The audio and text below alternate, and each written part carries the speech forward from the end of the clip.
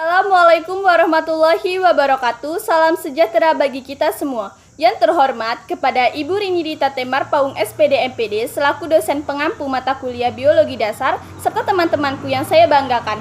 Izinkan saya untuk memandu jalannya presentasi dari kelompok 10 yang berjudul Evolusi Manusia yang beranggotakan 5 orang dengan Fitri Andaluri, Meliza Putri, Dewi Nurul Askia, dengan saya sendiri Indah Puspitasari serta Reni Safitri. Memperkenalkan diri, nama saya Fitri Andaluri, NPM 2113023021. Perkenalkan, nama saya Meliza Putri, NPM 21130230229. Perkenalkan, nama saya Dewi Nurul Askia dengan NPM 21130230033. Perkenalkan, nama saya Reni Safitri dengan NPM 21130230079. Materi pertama akan disampaikan oleh Saudari Fitri Andaluri. Dengan Fitri Andaluri, saya persilahkan. Baik, materi pertama ada evolusi manusia. Evolusi manusia atau antropogenesis merupakan bagian dari evolusi biologi yang mengenai munculnya Homo sapiens. Ini merupakan subjek yang luas penyelidikan ilmiahnya, yang berusaha memahami dan menjelaskan bagaimana perubahan ini terjadi. Studi dari evolusi manusia meliputi berbagai ilmu pengetahuan, terutama fisik, antropologi, linguistik, dan genetika. Beberapa tipologikal spesies Homo telah berkembang, termasuk Homo erectus yang menghuni Asia dan Homo neanderthalensis yang menghuni Eropa. Arches Homo sapiens berevolusi antara 400.000 sampai dengan 250.000 tahun yang lalu. Studi genetik menunjukkan bahwa primata bercabang atau memisahkan diri dari mamalia lain sekitar 85 juta tahun yang lalu, pada periode Kapur akhir. Dan fosil paling awal muncul di era Polosen, sekitar 55 juta tahun yang lalu. Keluarga Hominidae bercabang atau memisahkan diri dari keluarga Hylobatidae atau ungka sekitar 15 sampai dengan 20 juta tahun yang lalu. Dan Ponginae atau orangutan bercabang atau memisahkan diri dari keluarga Hominidae sekitar 14 juta tahun yang lalu. Materi kedua, teori evolusi Charles Darwin. Dalam teori ini, menurut Darwin, aneka spesies makhluk hidup tidak diciptakan secara terpisah oleh Tuhan, tetapi berasal dari nenek moyang yang sama dan menjadi berbeda satu sama lain akibat kondisi alam. Contoh pada halnya manusia, bahwa Darwin berpendapat kalau manusia itu berasal dari monyet sebagai nenek moyangnya. Menurut mereka, selama proses evolusi yang diperkirakan berawal 4-5 juta tahun yang lalu, terdapat beberapa bentuk transisi antara manusia modern dan nenek moyangnya. Menurutnya, skenario yang sepenuhnya rekaan ini terdapat 4 kategori dasar. 1. Australopithecus, kera dari selatan. Evolusionis menyatakan bahwa Australopithecus memiliki anatomi kera, akan tetapi mereka berjalan dengan tegap seperti manusia. 2. Homo habilis, kera yang dinyatakan sebagai manusia. 3. Homo erectus, susunan wajah yang salah. 4. Homo sapiens, mendekati bentuk manusia, secara khusus diciptakan spesies baru pengganti spesies yang punah.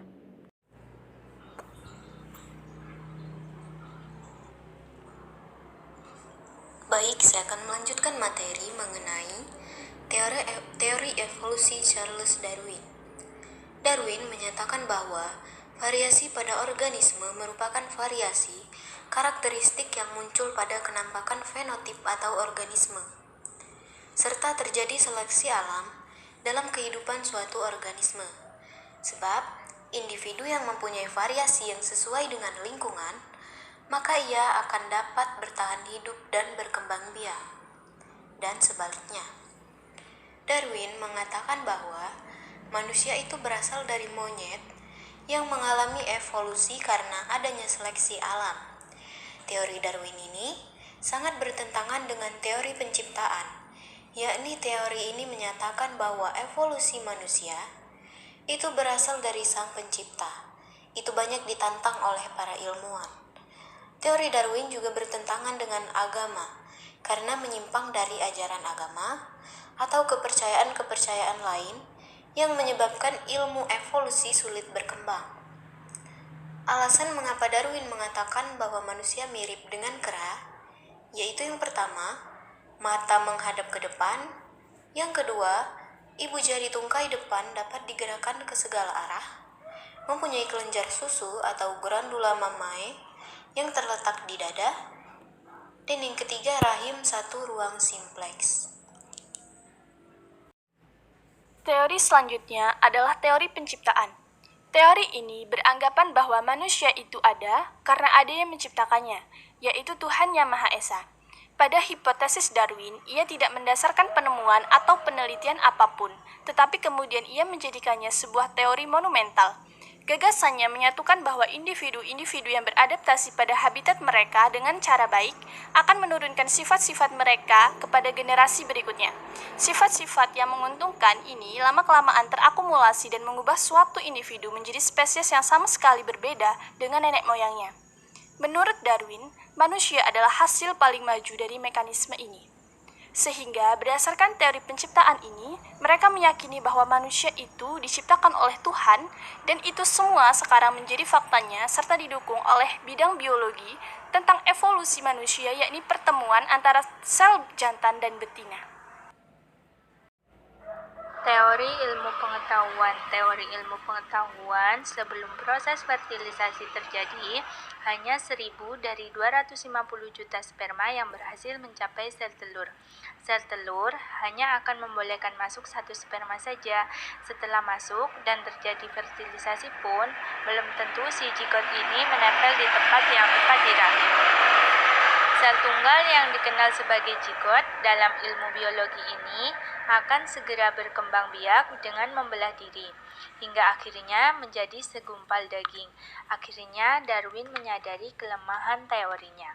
Penemuan fosil dari waktu ke waktu belum menemukan adanya bentuk transisi, sehingga secara otomatis teori Darwin runtuh dengan sendirinya.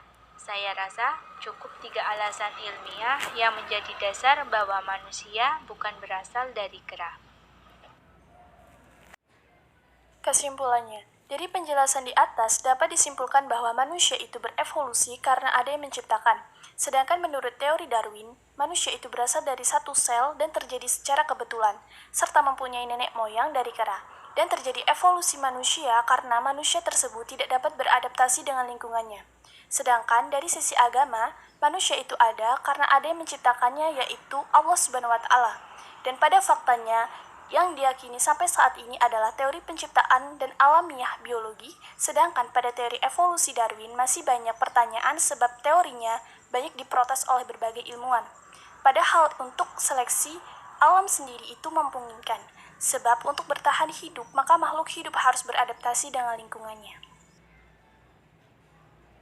Sekian presentasi dari kelompok 10, saya akhiri. Wassalamualaikum warahmatullahi wabarakatuh. Terima kasih.